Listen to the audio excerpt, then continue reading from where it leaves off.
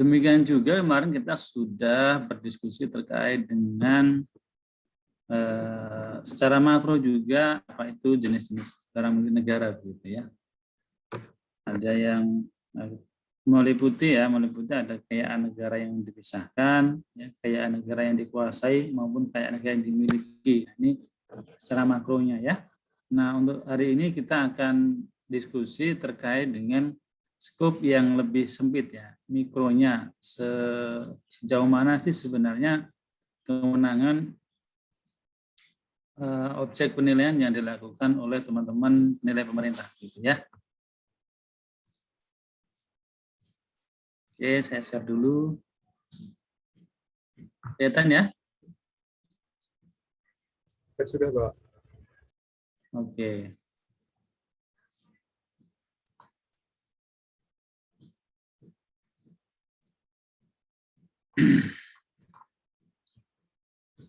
Nah, kalau merujuk di 173, jadi kita penilai DJKN itu kan ada penilai pemerintah lah ya. Penilai pemerintah itu adalah penilai statuta. Sama juga dengan penilai-penilai yang lain ya, seperti penilai pajak, nanti mungkin akan ada penilai Pemda. Ini penilai statuta. Penilai statuta itu maksudnya penilai yang dia menjalankan pekerjaannya berdasarkan regulasi yang sudah diatur gitu ya. Itu namanya penilai statuta. Karena kalau penilai publik maka dia merujuknya kepada aturan yang diatur oleh penilai publik, yaitu standar penilaian Indonesia. Nah, kalau penilai pemerintah selain juga harus merujuk ke SPI, maka dia harus juga merujuk ke regulasi yang diatur oleh unit masing-masing. Dalam hal ini sebagai unit yang melakukan pembinaan terhadap penilai pemerintah tersebut. Nah, di dalam BMK 173 tentang penilaian oleh penilai pemerintah, ini untuk penilai pemerintah sendiri, dia dapat melakukan kegiatan penilaian properti, penilaian bisnis, dan penilaian sumber daya alam. Nah, yang sering dilakukan saat ini memang masih di penilaian properti, ya, terutama terkait barang milik negara. Ini konsepnya sebenarnya lebih ke penilaian properti. Nah, kemudian kalau penilaian bisnis ini masih jarang dikerjakan, namun juga sudah ada ya. Karena kemarin yang kita diskusikan bahwa salah satu kekayaan negara itu yang lingkup ya, yang menjadi lingkup kegiatan penilaian adalah kekayaan negara yang dipisahkan. Baik itu dari yang ada di BUMN ya, atau BUMD, atau mungkin dari badan layanan umum yang lain. Nah, ini konsepnya nanti ketika misalnya ada penggabungan ya, kemudian penjualan, merger dan sebagainya. Nah, ini nanti konsepnya di penilaian bisnis. Nah, kalau kita ngomongin penilaian sumber daya alam, nah tentunya sudah mulai banyak ya dijalankan bagaimana kegiatan untuk penilaian sumber daya alam. Tahun depan ini ada target sendiri ya untuk para peneliti DJKN, yaitu untuk penilaian sumber daya kelautan. Ya, jadi sudah kita siapkan bagaimana mekanismenya berikut anggaran untuk penilaian sumber daya kelautan yang memang sudah diminta permohonannya oleh unit sektoral ya. Dalam hal ini adalah Kementerian Kelautan dan Perikanan. Nah, untuk sistem penilaiannya, kalau di penilai pemerintah itu, dia dapat melakukan kegiatan penilaian yang sifatnya perorangan dan juga tim. Ya, jadi bisa melakukan kegiatan perorangan dan tim. Nah, kalau perorangan, maka dia harus statusnya harus jabatan fungsional yang melakukannya. Nah, kalau tim penilai, ya dari bentuk tim, maka anggotanya boleh tidak dari pejabat fungsional. Nah, ini kenapa kita lakukan? Karena untuk pengembangan, ya. Karena untuk pengembangan SDM juga bagaimana supaya kompetensi dari teman-teman di luar penilai ini meningkat, ya kan? Karena nanti ke depan juga akan menjadi persyaratan, salah satu persyaratan seseorang kalau ingin menjadi pejabat fungsional, maka salah satunya adalah adanya pengalaman, ya, sehingga kita mengakomodir regulasi itu, sehingga untuk kegiatan penilaian yang dilakukan oleh tim, anggotanya bisa dari yang bukan penilai, begitu. Ya. Teman-teman kalau ada yang mau bertanya langsung aja ya disampaikan. Jadi nggak usah nunggu saya selesai menyampaikan. Kemudian terkait dengan nilai yang dihasilkan, ya, kalau di SPI itu kita mengenal ada nilai pasar dan nilai selain nilai pasar, gitu ya. Nah, kita pun demikian ya, beberapa nilai yang nanti mungkin akan dihasilkan dalam kegiatan penilaian ini, mungkin nanti akan ada nilai pasar. Ya, kalau nilai selain nilai pasarnya adalah nilai wajar, nilai likuidasi, nilai ekonomi, dan nilai lainnya. Ya, kalau nilai wajar biasanya untuk penilaian BMN, gitu ya. Nilai pasar biasanya untuk penilaian terhadap barang-barang rampasan atau PLPI ya, sitaan PLPI, X PT PPA dan sebagainya, ini nanti biasanya pakainya nilai pasar. Kalau nilai likuidasi biasanya memang dalam rangka untuk melakukan lelang, terutama biasanya kalau ada barang jaminan hutang biasanya. Kalau nilai ekonomi ini terkait dengan sumber daya alam. Ya. Nah, kalau nilai lainnya ini nanti kaitannya dengan sumber daya alam juga, ya. Dalam penilaian sumber daya alam nanti ada beberapa nilai yang bisa dihasilkan, ya. Di antaranya adalah nilai selain nilai pasar, gitu ya. Nilai selain nilai pasar, seperti nilai penggantian dan sebagainya. Nah, ini yang coba kita konsep.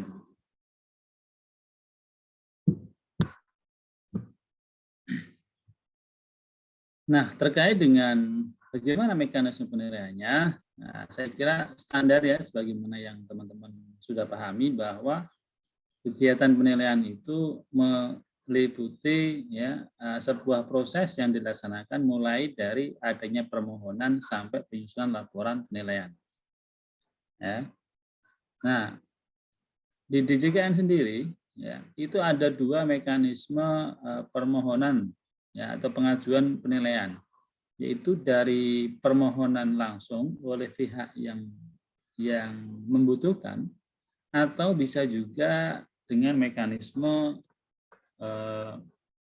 penugasan, gitu ya. Penugasan ini dalam arti dia ada penugasan dari pimpinan, apakah itu mungkin dari menteri atau mungkin dia dari melalui direktur ya, melalui direktur jenderal Keuangan Negara. Contoh yang melalui penugasan itu misalnya yang kemarin sempat sudah dijalankan adalah terkait dengan revaluasi BMN. Nah, ini mekanisme penilaian yang dilakukan dengan melalui penugasan. Nah, kemudian setelah adanya identifikasi permohonan, tentunya teman-teman dia melakukan menentukan tujuan penilaiannya. Ya. Tujuan penilaian itu macam-macam tergantung dari objeknya. Kalau BMN misalnya tujuannya penilaiannya bisa dalam rangka menyusun neraca, dalam rangka pemanfaatan, pemindah tanganan, gitu ya. Pemanfaatan macam-macam juga nanti, misalnya pemanfaatan dalam bentuk sewa, pemanfaatan dalam bentuk kerjasama pemanfaatan atau KSP, atau kerjasama pemanfaatan infrastruktur ya KSPI, atau mungkin juga bangun guna serah atau bangun serah guna. Nah, itu kalau tujuan penilaiannya adalah BMN.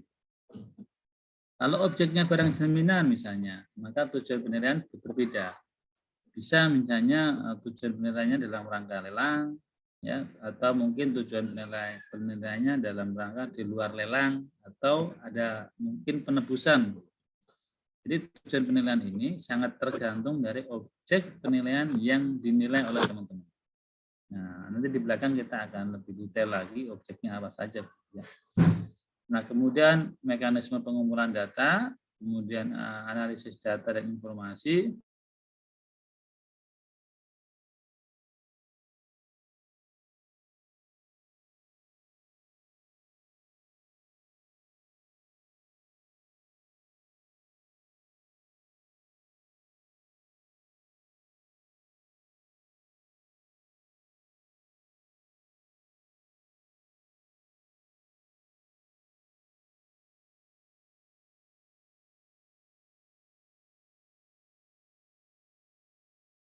lagi disusun gitu. Nah, kemudian setelah laporan penilaian jadi, ada mekanisme namanya kaji ulang. Ya, jadi kalau sebelum laporan jadi namanya kegiatan pemaparan, kalau sudah jadi nanti ada mekanisme kaji ulang. Jadi mereview kembali, kaji ulang atau mengkaji ulang atas laporan penilaian. Nah, nanti ada prosesnya. Ya, bagaimana proses dilaksanakannya kaji ulang ini. Oke, saya lanjutkan. Nah, ini ya, tadi sudah sedikit disampaikan ada dua mekanisme pengajuan permohonan penilaian yang dilakukan teman-teman di pemerintah ya, yaitu mekanisme melalui permohonan penilaian dan melalui penugasan penilaian. Ya. Jadi kalau permohonan penilaian ya maka pemohon permohonan itu diajukan oleh pihak yang berwenang. Berwenang itu macam-macam. Kalau misalnya dari BMN dalam arti yang oleh kementerian lembaga, tentunya yang berhak mengajukan kewenangan adalah dari pimpinan unit kementerian lembaga itu. Ya. Kemudian kalau misalnya penilaian bisnis, ya, maka yang mengajukan permohonan penilaian biasanya dari Direktorat PKNSI. Ya, di DJKN itu ada direktorat namanya Direktorat Pengelolaan Kekayaan Negara Sistem Informasi. Jadi dia mempunyai kewenangan untuk mengajukan penilaian barang milik negara yang menjadi kewenangan dia. Ya. Nah, kalau yang penilaian bisnis ya nanti bisa dari kekayaan negara, Direktorat Kekayaan Negara dipisahkan atau Direktorat KND atau Direktorat PKNSI. Kemudian kalau penilaian alam maka yang berhak mengajukan adalah dari pihak sektoral. Ya, mungkin kalau pihak sektoral itu maksudnya kalau penilaian hutan tentunya nanti Kementerian Kehutanan. Kalau terkait dengan kelautan, penilaian sumber daya laut, nanti Kementerian Kelautan beri.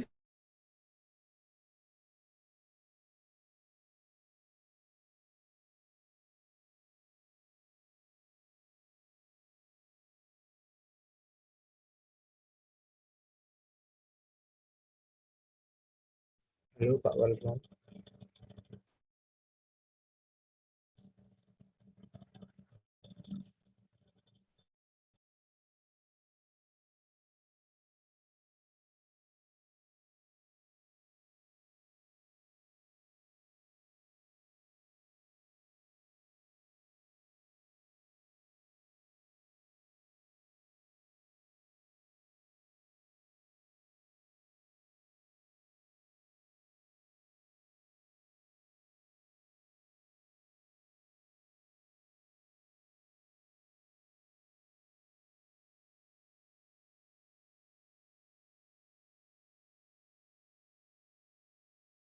Halo, akan putus tadi? Ya Pak, tadi terputus. Iya Pak, terputus Pak. Sampai tadi ya?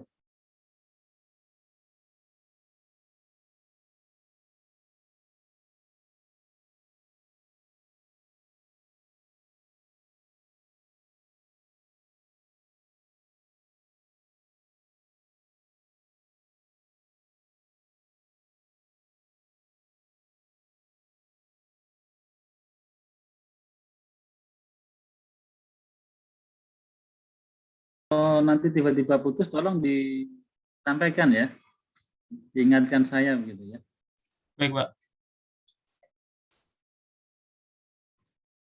Oke, saya lanjutkan dulu ya. Nah, kembali ke masalah mekanisme permohonan ya. Jadi di dalam pengajuan permohonan maka pihak-pihak yang berwenang tadi dia harus menyampaikan nilai apa yang diinginkan begitu ya. Misalnya terkait dengan penilaian sumber daya kelautan misalnya. Maka pihak-pihak sektoral tadi dia harus menentukan misalnya ingin mengetahui berapa nilai wajar ya kekayaan sumber daya kelautan di kawasan apa begitu. Ya, objeknya adalah menunjuk ke sebuah kawasan tertentu ya.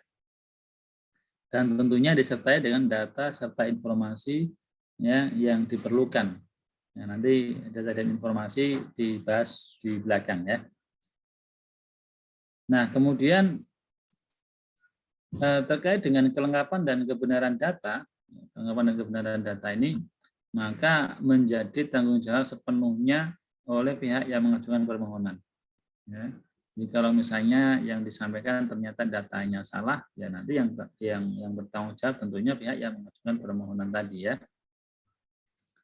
Nah kemudian dalam hal misalnya ada informasi-informasi yang diinginkan oleh seorang penilai, ya, namun belum diajukan di dalam permohonan tadi, maka dapat dimintakan kelengkapan data.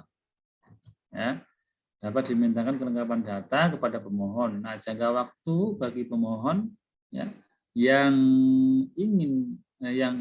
harus dipenuhi ketika kekurangan data ini adalah maksimal 15 hari. Ya, maksimal 15 hari sejak surat permohonan kelengkapan data ditandatangani. Oke. Nah, itu terkait dengan mekanisme permohonan. Kemudian ada mekanisme yang kedua yaitu mekanisme penugasan. Kalau mekanisme penugasan itu nanti biasanya dari menteri dan atau dirjen ya, dirjen kekayaan negara. Misalnya kasus kemarin ada kegiatan penilaian, mungkin dalam rangka revaluasi aset BUMN, ya bisa juga misalnya ada revaluasi terkait dengan aset K3S misalnya ya, dulu beberapa tahun yang lalu juga ada. Nah ini konsepnya namanya penugasan. Ya, jadi tidak dari pihak-pihak tertentu tetapi langsung mandatori dari pimpinan. Oke, saya lanjutkan. Nah, bagaimana permohonan ini disampaikan ya? Maka permohonan tadi, pihak-pihak yang mempunyai kewenangan untuk mengajukan permohonan ini, maka dia dapat mengajukan permohonan kepada, kalau penilaian properti, ya, kalau penilaian properti, maka pengajuan permohonan ini bisa diajukan lewat KPKNL, Kanwil, dan Direktur. Ya. Bagaimana perbedaannya? Apa perbedaannya? Perbedaannya adalah tergantung dari kewenangan penilai. Ya, kewenangan penilai. Jadi penilai itu kalau di DJKN maka dia ada kewenangan masing-masing. Di KPKNL kewenangannya apa, di Kanwil dan di pusat yaitu sudah dibagi kewenangannya. Nanti di bagian belakang kita akan lihat. Jadi khusus untuk penilaian properti maka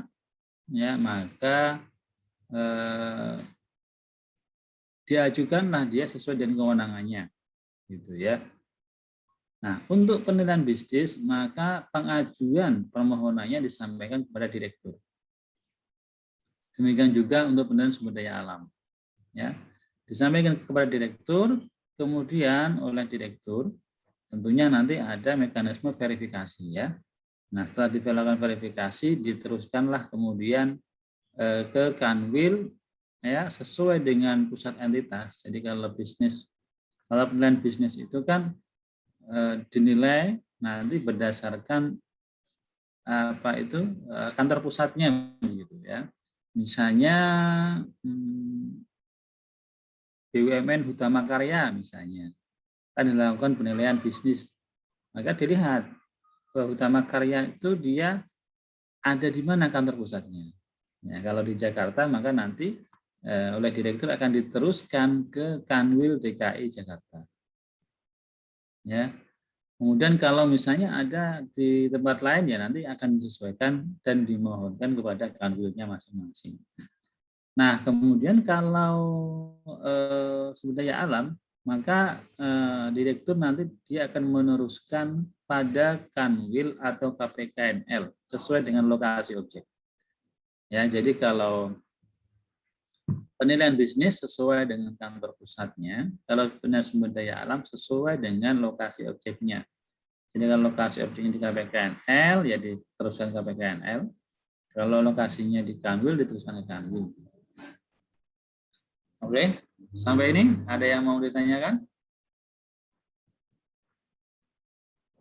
Nah, kalau nggak ada yang tanya, saya yang tanya loh nih.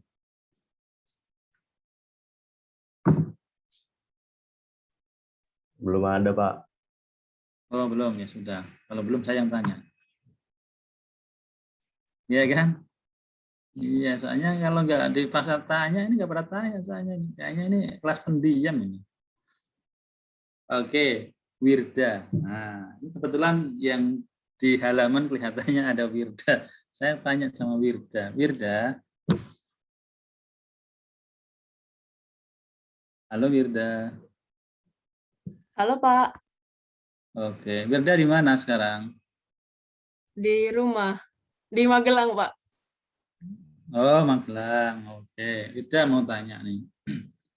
Ini kan ada pendanaan properti bisnis SDA. Ya kan, kenapa sih ini menurut Wirda nih, menurut pendapat Wirda, kenapa kalau properti langsung diserahkan ke KPKNN, Kanwil dan kantor pusat, sementara kalau bisnis dan SDA kok harus lewat dulu ke direktur, ya kan, baru diteruskan ke unit vertikal. Nah, menurut Wirda kira-kira apa pendapatnya?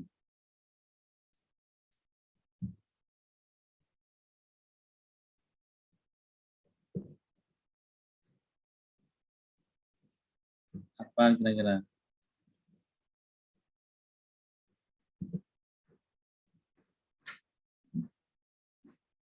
Karena nggak ada yang tanya ya saya tanya. Bisa nggak? Apa kira-kira menurut Wirda? Udah asal ngomong aja, apa asal ngomong.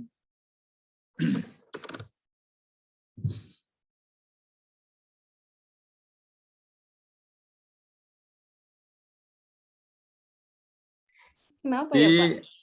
nah iya, apa menurut Wirda? Makanya saya tanya. Orang Wirdanya nggak tanya sih, makanya saya tanya.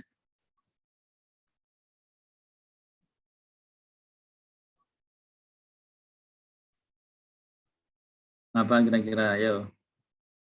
Enggak, menurut Wirda aja lah. Menurut Wirda kenapa sih?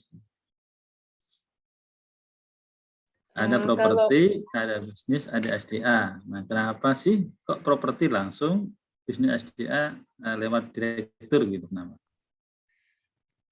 kalau properti, kan kewenangannya dari daerah Pak, jadi terkaitnya pajak daerah. Terus kalau bisnis sama SDA itu pajaknya ke pusat, jadi langsung ke. Oke, pendapat Wirda tuh. Nah, saya pengen satu lagi. Ya, satu lagi ini yang diundi yang dapat siapa nih? Nomor absen 21. Nah, Nasrul. Siapa? Kalau menurut Gimana saya Nasrul? itu mungkin karena properti itu bersifat umum gitu ya Pak. Sementara kalau bisnis sama SDA kan karena Bapak jelaskan tadi masih jarang juga di DJKN mungkin. Jadi direktur itu perlu menyeleksi gitu Pak, siapa tim penilai yang cocok gitu. Oke, ya tepat sekali. Ya, 90 lah buat Nasrul nih ya.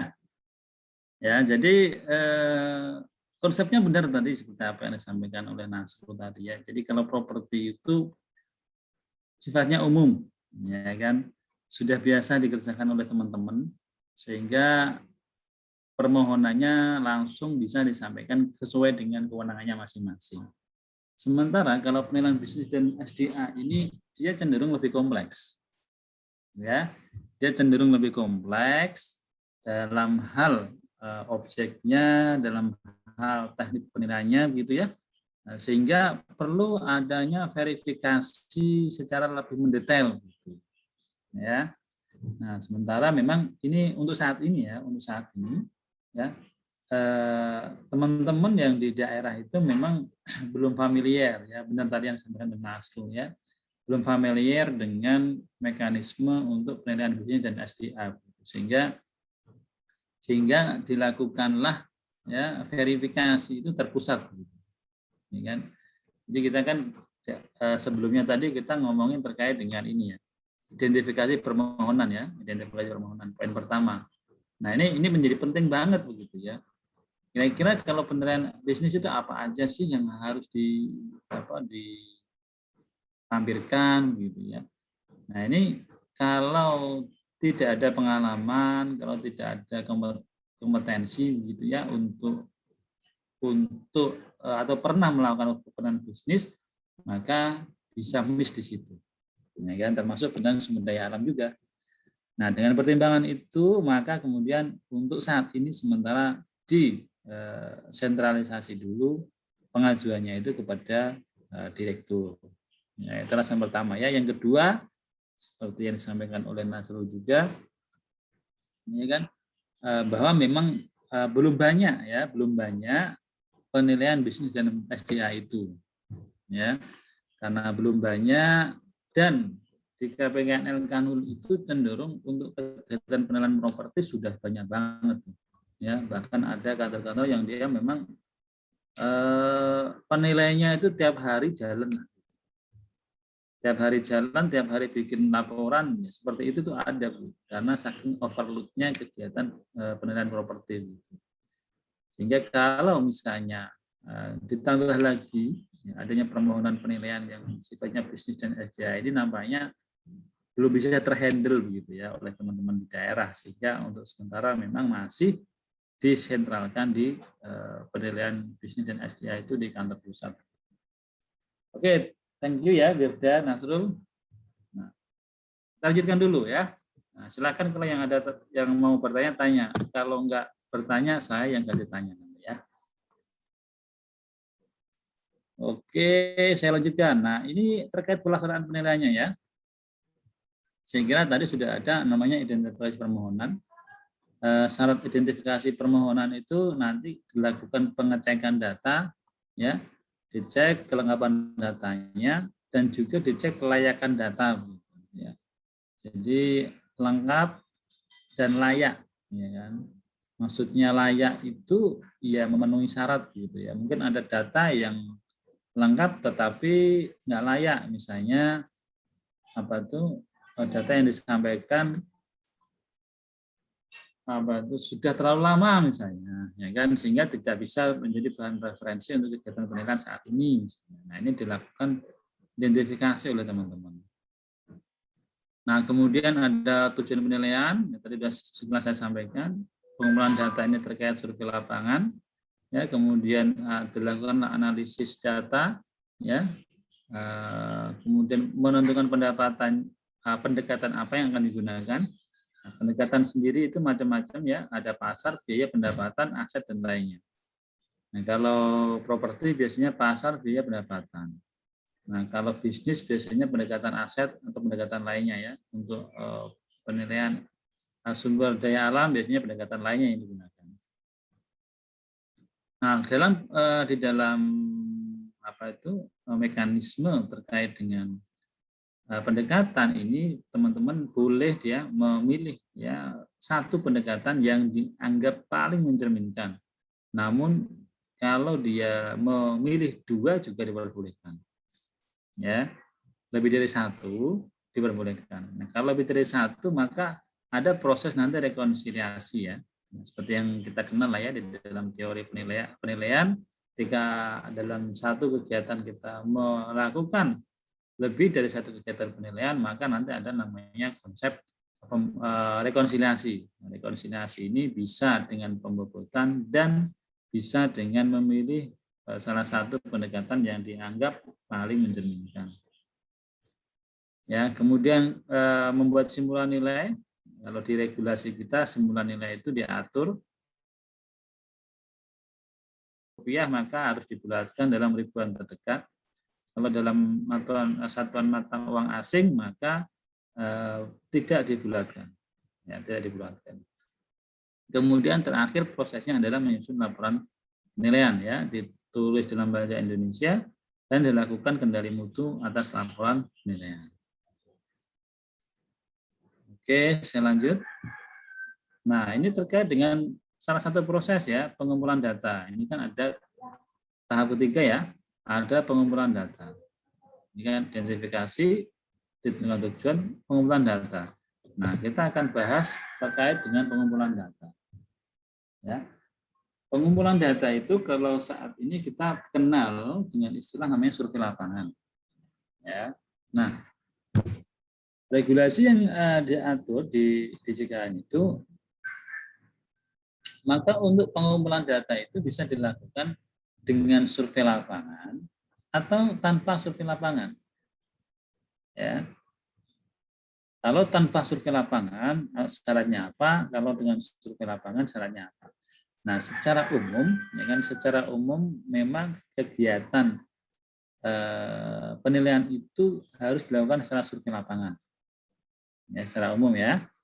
Nah, di dalam survei lapangan sendiri, maka kita masih bisa split menjadi dua kegiatan. Survei lapangan yang dengan peninjauan langsung dan survei lapangan yang tanpa peninjauan langsung. Nah, yang selama ini sudah kita kenal itu survei lapangan dengan peninjauan langsung. Ya, di mana teman-teman langsung ke lapangan mencocokkan kebenaran data, ya, misalnya terkait dengan dokumen, ya, di cross check dengan kondisi di lapangan. Ya, misalnya dokumennya kalau tanah misalnya di situ sertifikatnya hak milik, kemudian digambar apa tuh GS-nya di dalam sertifikat itu kan ada bentuk tanahnya seperti apa dan sebagainya. Nah, ini namanya peninjauan langsung, di mana teman-teman bisa langsung ngecek di lapangan. Ya. Dan juga kegiatan peninjauan langsung ini biasanya teman-teman melakukan pengumpulan data. Ya. Nah, dalam hal pengumpulan data, maka biasanya kan teman-teman mencari misalnya data pembanding, ya, mencari data pembanding, nah, kemudian mengidentifikasi objek dengan melalui wawancara dan sebagainya, mencari bagaimana kondisi pasar, kondisi lingkungan. Nah, ini bagian dari namanya peninjauan langsung. Ya. Ini ya sudah familiar dan biasa dilakukan oleh teman-teman. Nah, kemudian di DJKN dalam hal ini penilaian pemerintah itu dimungkinkan, ya, ada istilah namanya survei lapangan tanpa peninjauan langsung. Ya, survei lapangan tanpa peninjauan langsung. Jadi survei namanya survei lapangan tapi tidak ditinjau langsung, gitu. Kalau peninjauan langsung maka secara fisik penilai langsung ke lapangan. Ya. Kalau tanpa peninjauan langsung itu penilai tidak langsung ke lapangan. Namun ada syaratnya nih, ya. Yang pertama, lokasi objek penilaian tidak dapat dijangkau oleh penilai pemerintah atau tim penilai. Lokasi objeknya nggak bisa dijangkau.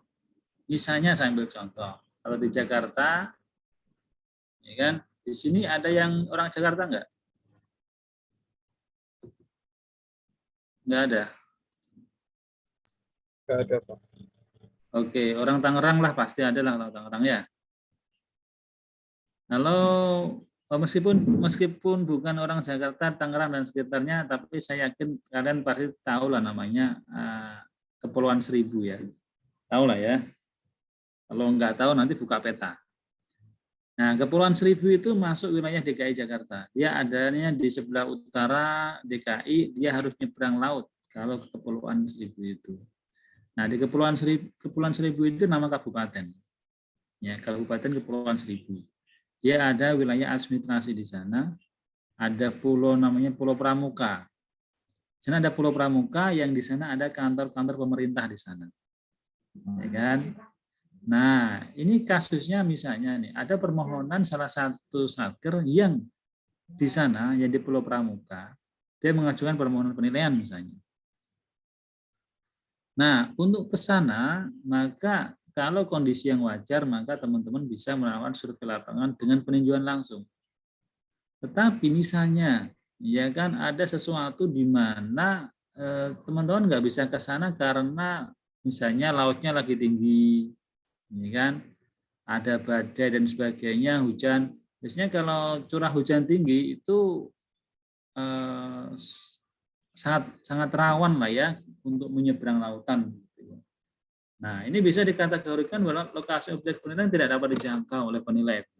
Karena tadi ya, sudah ada permohonan, ya, kemudian dalam kegiatan permohonan itu kan ada SOP-nya sebenarnya ya. Kita ada standar operatingnya. Jadi setelah permohonan itu sekian hari harus jalan ke lapangan.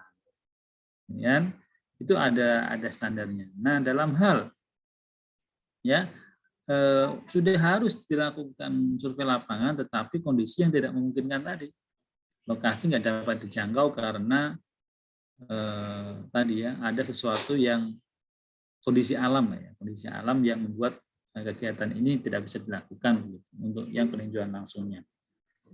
Itu syarat pertama. Syarat yang kedua, tersedia jaringan teknologi informasi. Nah, ada jaringan internet di sana, ya, di Pulau Pramuka tadi. Untuk apa? Untuk video call, gitu, ya. Jadi kebetulan di Pulau Pramuka itu di sana ada lah ya, ada jaringan internet di sana, ya. Berarti ini syarat kedua juga terpenuhi. Nah, kemudian syarat keempat dulu larinya. Penguasa atau pemilik objek bersedia memfasilitasi pelaksanaan survei lapangan dengan tanpa peninjauan langsung. Maksudnya apa? Pemiliknya itu dia bisa atau mau membantu untuk V-call. Nah, ini sambungnya dengan syarat kedua. Kan tadi bisa V-call nih, kan? Syarat keempatnya, pihak yang mengajukan permohonan dia mau, gitu tuh. Ya, oke, nanti saya bantu kalau pengen mau ngecek datanya lewat V-call, gitu maksudnya. Ya, jadi tekniknya adalah dilakukan dengan video call untuk melakukan identifikasi terkait dengan objek penilaian yang akan dinilai tadi. Nah, kemudian syarat keempatnya adalah ya, informasi lain di luar objek penilaian itu dimungkinkan dapat diperoleh dari data sekunder. Misalnya ada permohonan penilaiannya tadi, saya ambil contoh misalnya kendaraan gitu ya. Maka teman-teman penilai bisa mendapatkan data pembanding, ya, apakah itu data pembanding kendaraan didapat dari ya, Pulau Pramuka itu sendiri atau mungkin dari wilayah Jakarta, ya tentunya nanti dilakukan penyesuaian melalui internet ya diperolehnya. Oh berarti kalau ada data pembanding yang bisa ya digunakan oleh teman-teman penilai dari internet, nah ini adalah syarat yang keempatnya. Ya, dan syarat yang kelimanya adalah objek penilaiannya itu harus selain tanah. Harus selain tanah tadi ya, kendaraan, peralatan mesin. Nah, itu syaratnya. Nah, ketika 5 syarat ini terpenuhi, maka teman-teman harus melakukan kegiatan penilaian. Tapi nanti konsepnya adalah survei lapangan dengan tanpa peninjauan langsung. Ya. Nah, bagaimana dengan tanpa survei lapangan? Ya, nah, tanpa survei lapangan itu memang benar-benar tim penilai tidak melakukan survei lapangan baik langsung maupun melalui orang lain. Ya, dia memang tidak melakukan survei begitu ya. Nah, ini biasa dikenal dengan namanya desktop valuation. Syaratnya apa? Syaratnya adalah harus diatur ada petunjuk teknisnya bagaimana mekanisme pelaksanaan dengan desktop valuation ini. Dan ini kemarin ya menjadi salah satu kegiatan yang dilakukan pada saat revaluasi BMN kemarin ya. Pada saat revaluasi BMN kemarin kan kita ada namanya konsep desktop valuation ya. Ada juknisnya ya, untuk properti-properti selain tanah ya, selain tanah. Nah, terus bagaimana cara melakukan penilaiannya kalau kita nggak ke lapangan, nggak lihat fisiknya, kan gitu ya.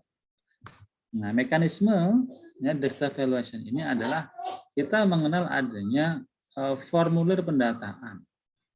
Jadi pihak pemohon nanti diminta mengisi namanya formulir pendataan terkait dengan objek yang dinilai. Nah, dari kita regulasinya sudah diatur. Jadi misalnya formulir kendaraan formulir pendataan untuk bangunan seperti apa, untuk kendaraan seperti apa, untuk mesin apa. Nah, ini harus mereka isi. Ya. Kemudian ditandatangani formulir pendataan itu oleh petugas survei mereka. Nah, selain formulir pendataan tadi yang harus diisi oleh mereka, maka juga diminta untuk membuat namanya surat keterangan dari pimpinan unit yang terkait, ya, yang menyatakan bahwa form itu atau formulir pendataan itu diisi sesuai dengan fakta di lapangan, ya, sesuai dengan fakta di lapangan, dan dia bertanggung jawab terhadap kebenaran data tersebut. Nah, ya, jadi ada dua dokumen ya yang harus disiapkan ketika melalui mekanisme tanpa survei lapangan. Nah, ini kalau untuk objeknya properti dan bisnis, dua ini yang harus disiapkan, pendataan dan surat keterangan. Nah, kalau untuk SDA sumber daya alam, ya, ini ada mekanisme yang memang penilai dia bisa tidak melakukan survei lapangan. Ya, jadi penilai bisa mengumpulkan data, ya, dan nanti penilai membuat namanya berita acara pengumpulan data, namanya BAPAD. Ya, jadi kalau properti dan bisnis ini yang menyusun adalah satker atau pemohon. Kalau untuk penilaian sumber daya alam, ini yang menyusun adalah penilai sendiri. Kenapa? Karena untuk penilaian sumber daya alam itu khususnya ya, biasanya ini dipakai untuk penilaian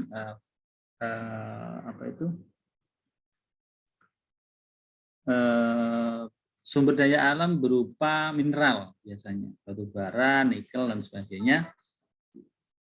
Kenapa bisa? Karena memang datanya sudah ada.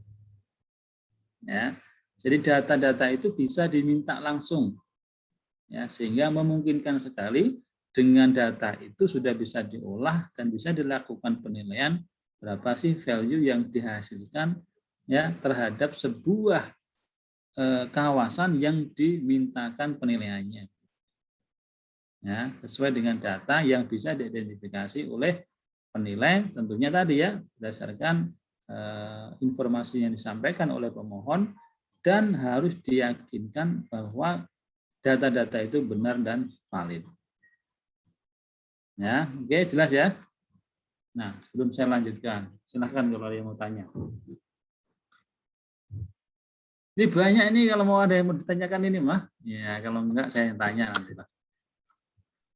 Ya, ini bisa jadi bahan untuk ujian, nih banyak nih soal-soalnya bisa dibikin dari sini nih ya. Silakan tadi yang mau tanya siapa? Kenapa kalau tanah nggak bisa dilakukan tanpa peninjauan langsung, Pak? Ini siapa yang tanya? Sebentar, saya cek dulu, ini belum nongol ini. Siapa tadi? Rinda ya? Iya, Pak. Rinda. Oke. Terkait tanah. Oke. Cukup satu, Rin? Pertanyaannya, Rin? Nanti lanjutin ya. Ya, satu-satu aja dulu. Oke. Kenapa sih tanah nggak boleh? Jadi, teman-teman, kalau pernah melakukan kegiatan penilaian tanah, maka penilaian tanah itu lebih kompleks dibanding dengan kegiatan penilaian selain tanah. Ya kan? Kalau penilaian kendaraan, kita cukup melihat kendaraannya lewat video call. Ya, meskipun nanti kalau ada yang bertanya, banyak itu yang bisa digali kita ya. Kita bisa melihat bodinya, bisa melihat nomor rangkainya dengan cara di video call kan tadi itu bisa gitu. Ya, melihat speedometernya, ya, mendengarkan mesinnya, ya, dan melihatnya melalui video call itu bisa tercapture semua ya dalam penilaian selain tanah. Tadi ya seperti misalnya kendaraan, peralatan, mesin. termasuk mungkin alat kantor dan sebagainya, itu sangat sangat memungkinkan gitu. Dan ya kan, dan itu tadi syaratnya kan kalau selain tanah itu harus ada data sekundernya kan. Ya, apa itu? Ya tadi pembandingnya adalah banyak di pasar untuk penilaian terkait dengan kendaraan dan sebagainya. Kita bisa langsung konfirmasi ya terkait data pembandingnya, lewat telepon juga bisa, gitu kan?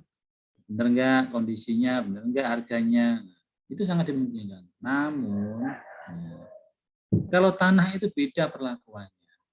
Seorang penilai ya kalau menilai tanah itu mau nggak mau dia harus cek fisiknya. Pertama dia harus bisa meyakini bahwa ya kan, bahwa tanahnya itu benar-benar ada di lokasi yang dimaksud gitu. Ya kan? Kalau lewat video call kita kan bisa aja dibohongin gitu, karena kita nggak mungkin lah. Oh coba kamu lokasinya itu di mana, benar apa enggak dan sebagainya. Itu maksudnya relatif bisa dibohongin lah kalau kita lewat video call untuk lokasi tanah itu. Ya kan, sehingga penilai harus meyakini terkait kebenaran di mana lokasi barang itu berada. Kalau kendaraan mau dibawa kemana, monggo terserah, nggak apa-apa. Ya kan, yang penting fisiknya kendaraannya itu, platnya itu, nomor rangkanya itu, ya. Kemudian mereka mau bertanggung jawab, oke, tidak masalah. Tapi kalau tanah, ya sulit untuk membuktikan itu. Yang kedua, ya kan, selain lokasi juga kita harus melakukan pengecekan fisik benar terkait dengan kondisi fisiknya, ya kan. Tidak semua pemohon atau petugas survei dari pemohon satker itu memahami teknik penilaian tanah, ya kan, sehingga sangat ribet kalau ditanya, Pak itu elevasinya berapa ya? Nah, wah apa itu elevasinya kan? Elevasi itu ini Pak ketinggiannya dengan apa itu dengan jalannya. Wah berarti saya harus ngukur lagi nih, ya kan? Iya Pak, harus diukur Pak berapa itu tingginya dari jalan. Kalau turun ya kan seberapa meter dari jalan. Ya kan, kalau dari apa lebih tinggi berapa meter, itu harus diukur gitu kan. Itu harus dilakukan pengukuran kan gitu kan terkait elevasi. Belum juga penilai itu kan kalau menilai tanah kan harus melihat kondisi sekitar ya. Kondisi sekitar. Karena apa? Untuk melakukan analisis HBU-nya, analisis pasarnya, ya kan? Dan itu tidak bisa kita dapatkan informasi dari pemohon, ya kan? Sudah bisa dipastikan pemohon kalau ditanya itu mending angkat tangan deh, ya kan? Wah mending saya nggak usah pakai tanpa peninjauan langsung aja Pak, capek, yang capek saya lah gitu. Jadi yang capek nanti pemohonnya gitu, ya kan? Ini penilai duduk manis ya kan di kantornya, lah ini saya yang capek, saya harus nyari data pembanding yang ini, jadi yang kerja malah pemohonnya. Itu seandainya tanpa peninjauan langsung. Namun dengan tadi yang saya sampaikan itu sangat tidak mungkin kalau bukan penilai sendiri. Ya, jadi sense atau apa sensitivitas ya penilai di dalam melakukan kegiatan penilaian tanah itu sangat berbeda ya kalau dia dilakukan dengan peninjauan dengan survei lapangan dan tanpa survei lapangan, itu berbeda. Ya. Maka kenapa sih kalau penilaian tanah itu harus petugas surveinya kan minimal 1 kan gitu kan. Misalnya dalam satu tim, ya kan? Maka tim 3 orang, maka petugas survei itu dia lebih minimal 1 orang. Kenapa? Karena itu tadi untuk mengidentifikasi itu kan nggak mudah. Nah, petugas survei yang dari kita, yang dari penilai inilah nanti yang akan mengidentifikasi, ya kan? Yang akan mengidentifikasi karakteristik dari properti berupa tanah tadi begitu. Nah, itulah ya kesulitan-kesulitan yang akan dialami kenapa tanah ini kemudian pada akhirnya tidak boleh dinilai dengan tanpa survei lapangan. Meskipun Rinda banyak juga para pemohon dalam hal ini para kepala kantor ya KPKNL yang memang juga sempat bertanya kepada Rinda seperti itu ya. Kenapa tanah nggak boleh? Ini kan kita permohonan banyak nih, sangat apa maksudnya waktunya sangat nggak cukup gitu loh, ketika semua harus dilakukan survei lapangan gitu. Karena kalau survei lapangan kan biasanya pastinya lebih dari 1 hari ya, kalau lokasinya di luar kota gitu. Ya, kalau dalam kota juga teman-teman juga kalau 1 hari juga tentunya kewalahan ya, yang harus cari data pembanding, cek objek penilaiannya. Nah, ini secara praktek teman-teman penilai cenderung kewalahan. Tetapi pihak pemohon ya, dan kepala kantor terutama, karena banyaknya frekuensi penilaian, terkadang yang bertanya, kenapa sih kita tidak bikin tanpa peninjauan langsung biar cepat gitu. Nah itu ya, jadi memang ada juga yang bertanya seperti Rinda tadi, kenapa sih enggak? Dan itu wajar, ya kan? Nah itu tadi ya, banyak pertimbangan yang harus dilakukan, dan pada akhirnya nanti pengaruhnya adalah terkait dengan nilai yang harus dihasilkan, ya kan? Terkait dengan nilai yang harus dihasilkan. Nah di SPI sendiri, gitu ya, di SPI sendiri juga memang dikenal adanya Dexter Valuation, ya kan? Tetapi itu syaratnya ketat sekali. Demikian juga dengan namanya survei lapangan. Teman-teman KJPP ya, mereka lebih bisa dipastikan survei lapangan ini menjadi sesuatu yang wajib di dalam melakukan kegiatan penilaian. Ya, karena ada prinsip bagi penilai bahwa bagaimana kita melakukan penilaian tanpa melihat fisik barangnya secara langsung. Nah, itu ya.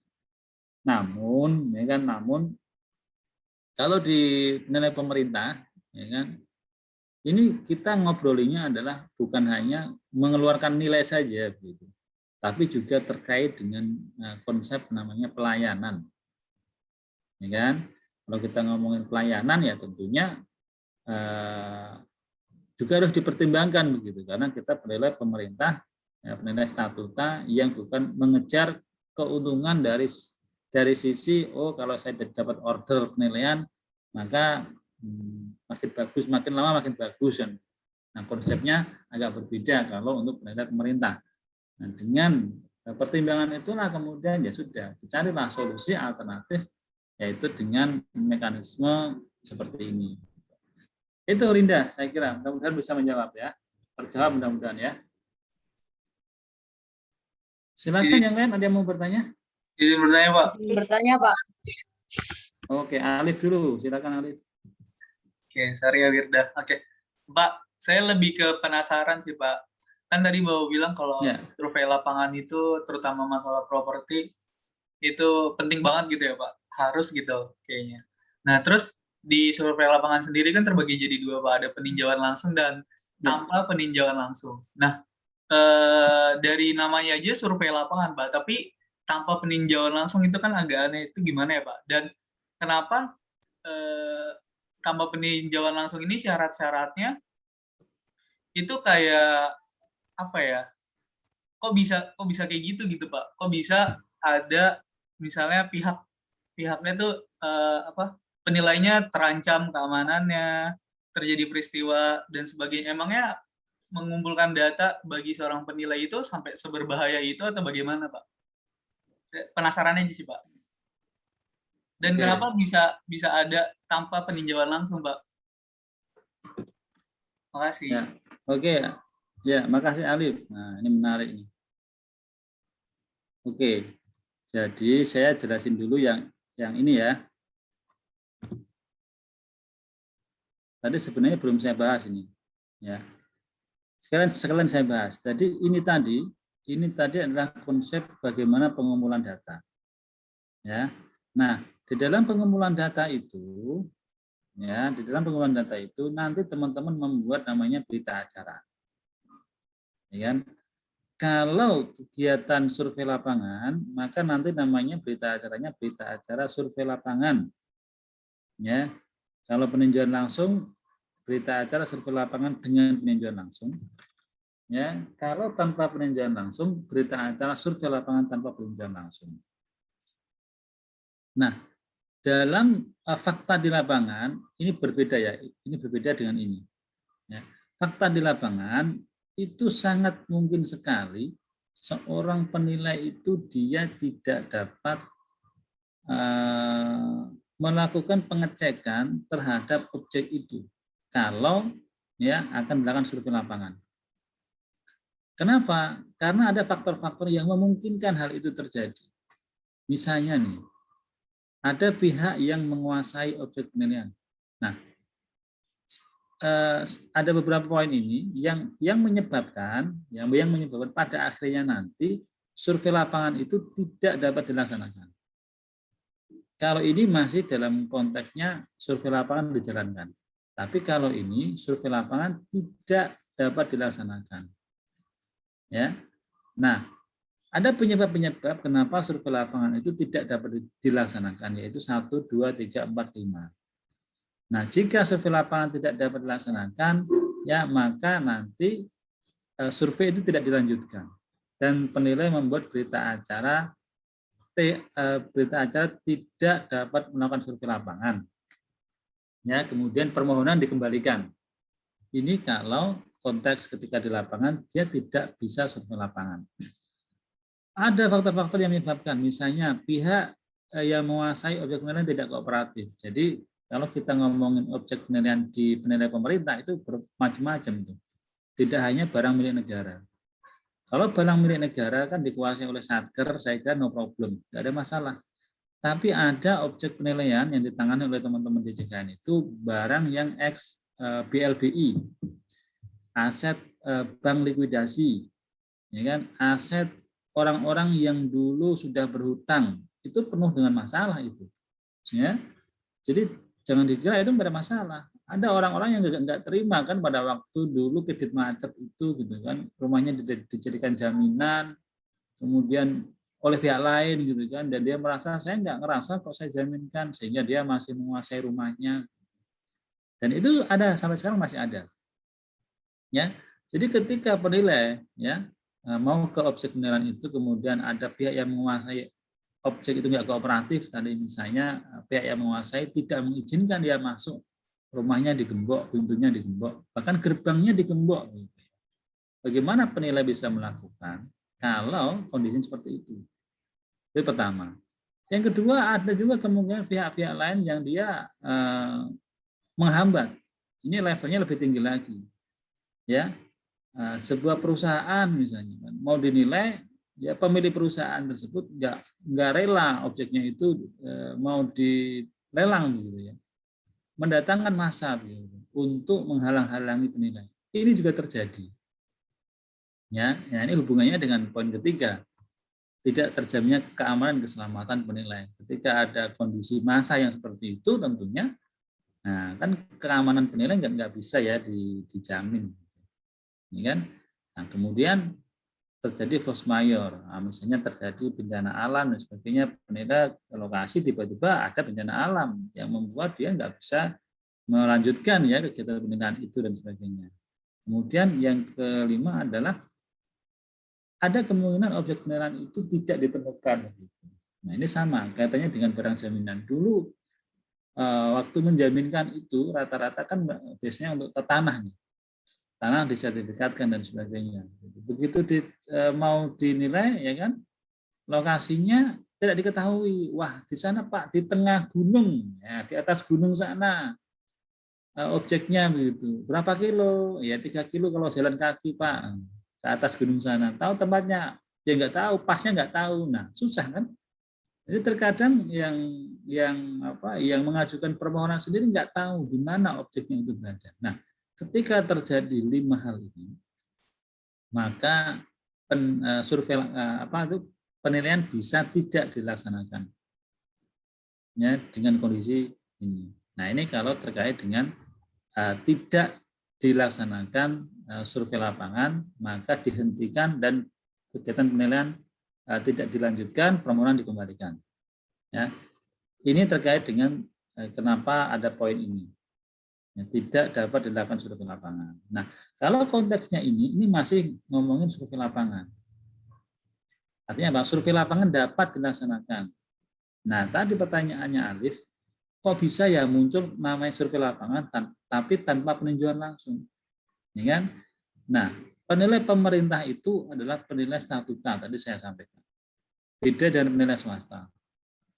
Penilai swasta, maka yang dia kerjakan adalah sesuai dengan SPI. Konsepnya apa? Ya namanya penilai swasta ya.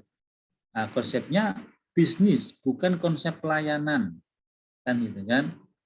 Nah, kalau pemerintah itu bukan penilai bisnis, bukan penilai yang berdasarkan bisnis oriented untuk menghasilkan penerimaan dari honor dan sebagainya, tidak. Tapi penilai pemerintah itu dalam rangka memberikan pelayanan. Kan? Nah, kenapa ini muncul? Ya, karena itu tadi banyak fakta, ya kan? Dan ini sebenarnya muncul di saat COVID ini, Mas Alif. Ya, pada saat COVID itu kemarin itu tidak berarti permohonan penilaian berhenti. Ya. Sementara itu tadi banyak hal-hal yang harus kita kerjakan karena permohonan banyak. Namun keterbatasan penilai untuk tidak bisa mengakses tadi ya, objek penilaian. Termasuk kemarin di zaman COVID kita tahu sendiri kan nggak boleh kemana-mana, di rumah aja gitu kan. Sementara pelayanan ini jalan terus nih, maka muncullah regulasi ini dibikin di tahun 2020 ya. 173 itu 2020. COVID mulai itu 2020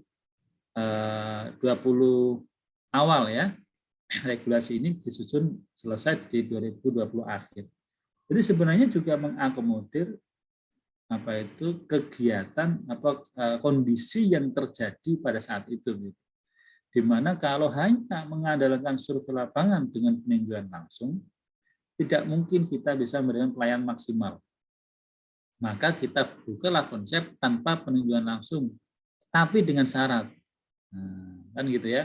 Sebenarnya kalau memungkinkan kendaraan, peralatan, kantor dan sebagainya pun harus dilakukan dengan peninjauan langsung. Ini yang paling ideal.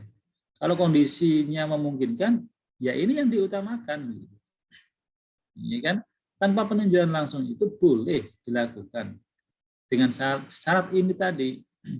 Syarat pertama ya tadi tidak dapat dijangkau. Ya, case ini bukan hanya terjadi pada masa pandemi ya, di luar pandemi pun banyak kejadian ini. Lokasi tidak dapat dijangkau oleh penilai pemerintah.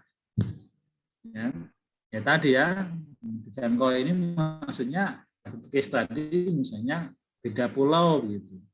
Dan ini banyak terjadi juga di kawasan Indonesia Timur, yang dimana objek penilaian dan satkernya ini sangat terpisah-pisah ya. Jadi banyak di pulau-pulau gitu.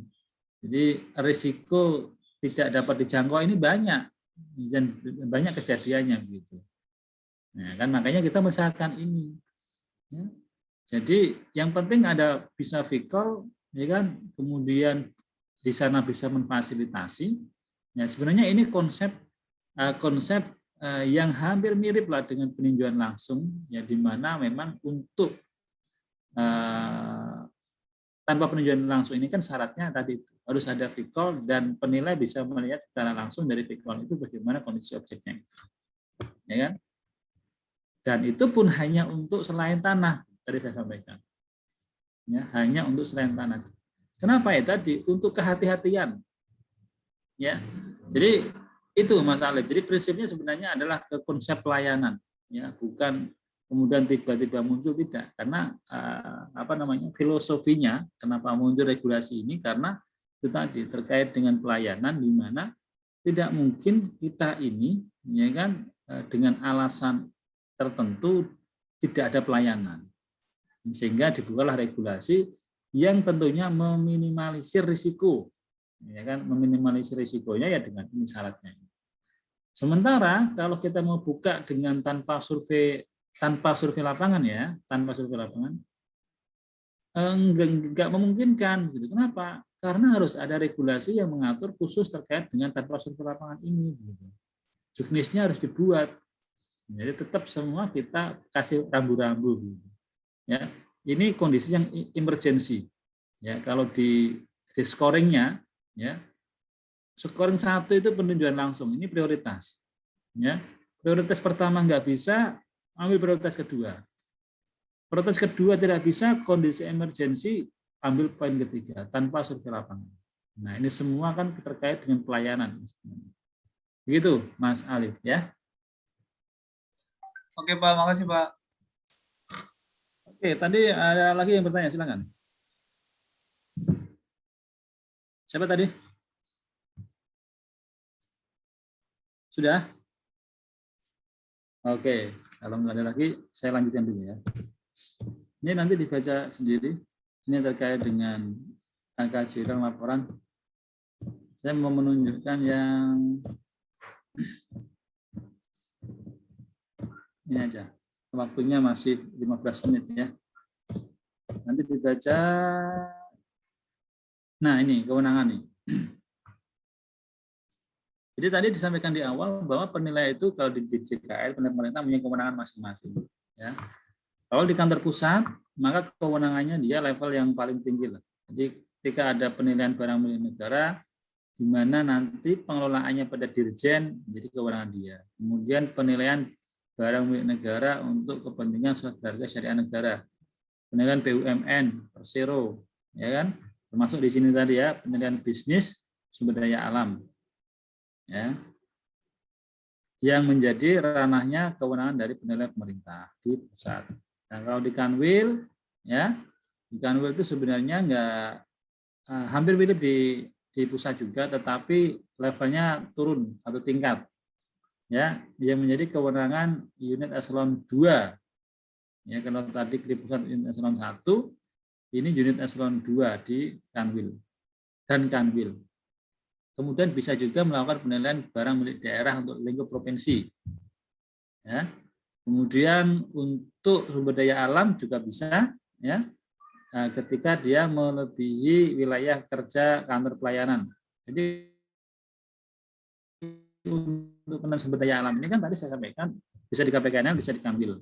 Kenapa? Karena konsep penilaian sumber daya alam ini sesuai dengan wilayah kerja di mana lokasi sumber daya alam itu berada. Jadi misalnya kita mau menilai Pantai Losari misalnya. Nah, berapa besar sih nilai manfaat dari Pantai Losari itu misalnya? Pantai Losari itu ada di wilayah KPKN Makassar. Kan? Maka itu menjadi kewenangan KPKN Makassar. Nah, kemudian misalnya ada sebuah objek yang dia melebihi di 2 wilayah misalnya. Ya kan? Saya ambil contoh misalnya yang ada sebuah kawasan yang ada di wilayah Bekasi dan Bogor. Ini kan bersinggungan ya. Bekasi Bogor berdekatan, ada satu kawasan yang dia ada di 2 wilayah itu. Nah, ini nanti menjadi kewenangan Kanwil. Gitu, ya. Nah, kalau misalnya ada yang lintas Kanwil nih misalnya DKI dengan Jawa Barat dan Banten, ini kan wilayahnya berdekatan ya. Tangerang ini dia masuk wilayahnya Banten. Bogor dia masuk wilayahnya Jawa Barat. Kemudian Jakarta Selatan dan Jakarta Barat masuk wilayahnya DKI. Ketika ada properti yang bersinggungan dengan itu, nah ini nanti menjadi kewenangan pusat gitu ya. Maksudnya untuk sumber daya alam seperti itu.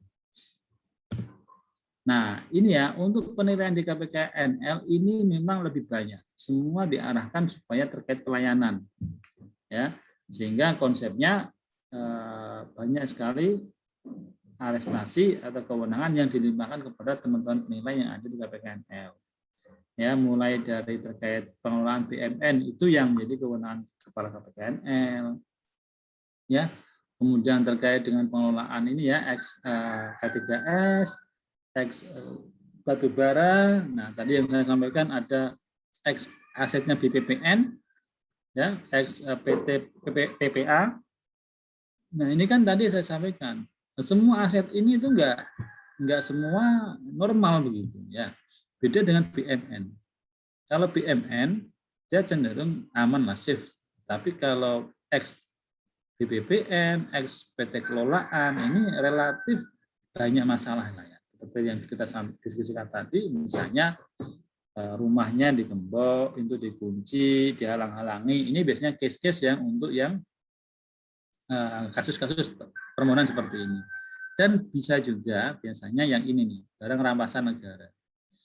Ya, rampasan. kejaksaan, rampasan KPK, rampasan dan sebagainya. Ini pun tidak semua clear begitu ya. Terkadang ya proses di lapangan masih terkadang banyak kendala. Kemudian juga penilai di KPKNL itu bisa melakukan penilaian terkait bongkaran ya, BMN maupun BMD. Kemudian barang gratifikasi KPK, ex bea cukai, sitaan kejaksaan, sitaan dan sebagainya. KPK dan sebagainya juga bisa. Kemudian barang jaminan, nah ini yang juga seringkali banyak problemnya ya terkait objeknya. Kemudian ABMAT ini aset Tionghoa gitu ya, aset Cina. Ini juga ya. Kemudian ada yang khusus itu yang terkait dengan Yayasan Kerjasama untuk Irian Jaya. Ini juga ada. Kalau dulu di Aceh ada yang terkait dengan aset-aset yang bantuan Aceh itu juga ada dulu ya, tapi kayaknya sekarang sudah selesai, sudah habis. Nah, kemudian juga untuk penilaian BMD yang lingkup kota, kabupaten, desa, nah ini menjadi kewenangan KPKNL. Ya. Kemudian juga tadi penilaian sumber daya alam yang ada di wilayah kerja KPKNL. Ya. Jadi ini ya teman-teman kurang lebih terkait dengan kewenangan yang ada di KPKNL. Jadi tadi di awal bagaimana pengajuan permohonan yang sesuai dengan kewenangan masing-masing penilai. Jadi kalau misalnya ini ada barang rampasan KPK misalnya, di mana harus mengajukan permohonannya? Ya ke KPKNL. Ini kan? Oh ini ada barang gratifikasi KPK, ya juga ke KPKNL setempat.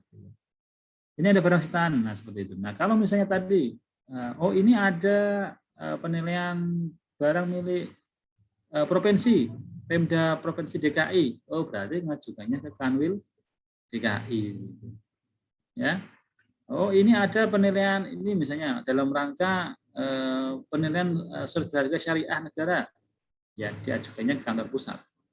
Nah begitu ya. Jadi kewenangan ini ya terkait dengan bagaimana permohonan itu harus diajukan. Terkait dengan pengajuan identiknya sesuai dengan kewenangan masing-masing penilai. Oke, sampai sini ada yang bertanya? Oke. Itu ya teman-teman sekilas terkait dengan penggunaan BUMN. Ya, penting lagi ini. Jadi kita ada mekanisme bantuan tenaga dan bantuan teknis. Nah, dengan kompleksitas pekerjaan yang tadi saya sampaikan, ya di mana KPKNL tadi kan kita tahu sendiri sedemikian banyak objek yang bisa dinilai, ya kan, dan sumber daya manusianya tentunya sangat terbatas juga, sehingga dimungkinkan mekanisme ini bantuan tenaga penilai. Jadi kalau misalnya di KPKNL kurang tenaga, dia bisa minta bantuan ke Kanwil, gitu ya. Kanwil kurang bantuan, kurang tenaga, bisa minta ke kantor pusat. Kantor pusat kurang tenaga bisa minta Kanwil atau KPKNL ya. Seperti itu mekanismenya yang intinya adalah untuk pelayanan tadi. Pelayanan nggak boleh berhenti. Ya kan? Nggak boleh gara-gara misalnya oh ini penilaiannya lagi jalan semua nih gitu kan.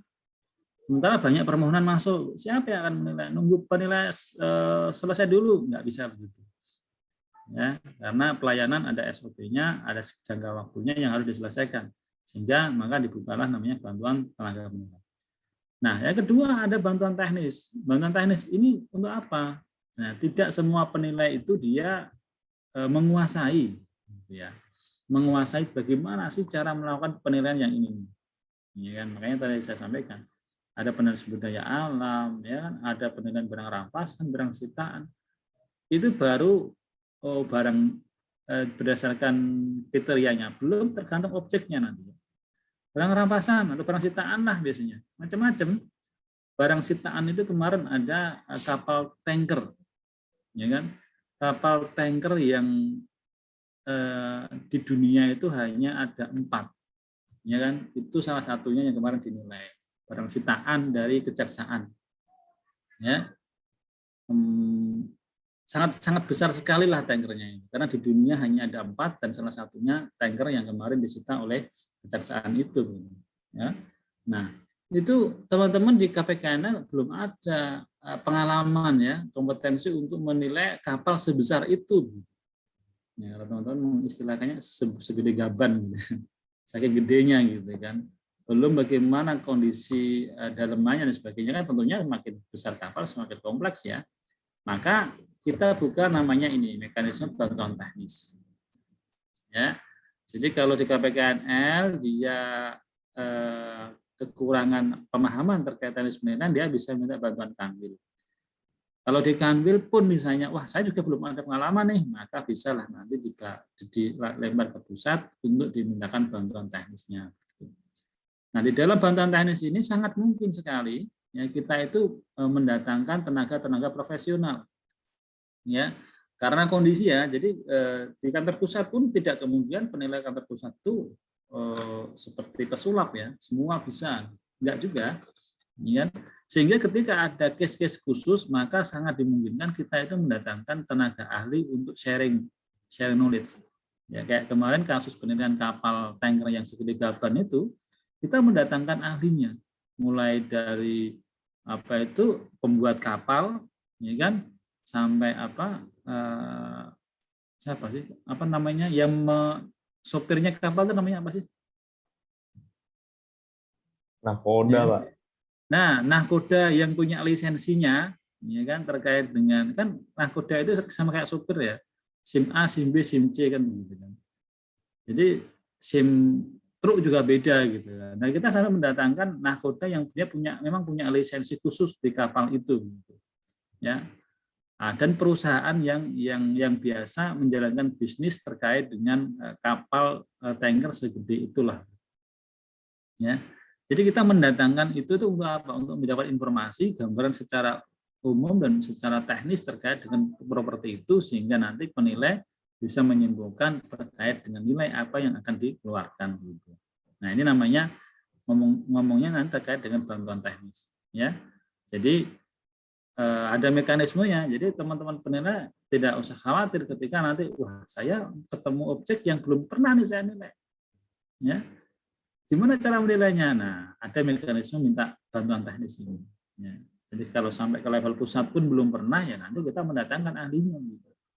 Dan si sharing knowledge terkait dengan apa itu tenaga ahli ini sangat biasa kita lakukan, terutama di kantor pusat DJKN ya. Kita mendatangkan ahlinya terkait sumber daya alam terutama ya. Karena ini kan kita masih menggali terus nih, bagaimana sih penilaian sumber daya alam kelautan ya, batu bara dan sebagainya, kita sering mendatangkan ahlinya, kan? Sehingga diperoleh pemahaman yang komprehensif terkait dengan objek penilaian. Ya, sebagaimana teman-teman ketahui, penilai itu ya dia bukan ahli segala-galanya, dia tidak menguasai semua ilmu, tetapi diminta paham, kan gitu kan? Makanya harus minta bantuan tadi ya, tenaga ahli tadi. Ya, kita bukan teknik mesin tapi suruh nilai mesin. Kita bukan sarjana teknik sipil tapi suruh nilai bangunan, ya kan?